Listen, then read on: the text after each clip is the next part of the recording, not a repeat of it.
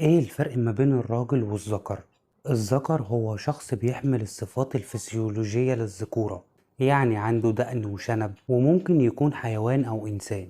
الراجل هو انسان بس بيغير على اهله وعارف معنى الحياة. ومش كل ذكر راجل، للأسف الرجالة قلت كتير قوي في المجتمع ده. صفات الراجل كتير، تعال ما اقولك منها شوية.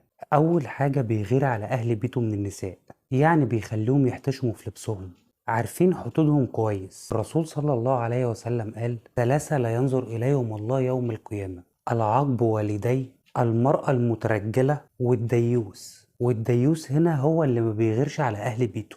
الراجل لازما يكون طاهر. طهارة هنا لازما تكون بشقها المادي والمعنوي، الداخلي والخارجي. بيهتم بأهل بيته خصوصا أمه.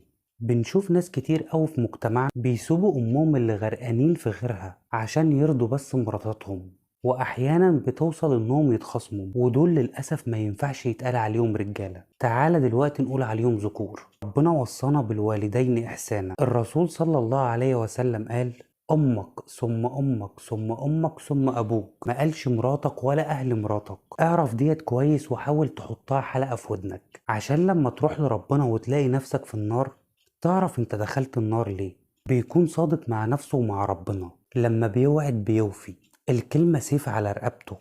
ربنا قال: ومن المؤمنين رجالا صدقوا ما عاهدوا الله عليه. علاقته بمراته سر ما بينهم، مش بيطلع بره البيت، وده للأسف مش موجود كتير. ده احنا بنشوف أشباه رجال وبيحكوا عن أسرار حصلت جوه بيوتهم لناس تانية، أو عن بنت وثقت فيهم. هو بيحب الفضيحة من الآخر، ودول ما يتقالش عليهم رجالة. الحب عنده إن هو يدخل البيت من بابه، مش يلعب ببنات الناس ويعشمهم بالجواز ويكلمهم في السر ويقابلهم من ورا أهلهم ويعلق بنات الناس بيه وبس. مفيش راجل بيعمل كده. الإيجابية وإنه يحب الخير للناس، ولا عمره اتأمر على حد، ولا بيتكلم من ورا حد، وبيقدم النصيحة لغيره.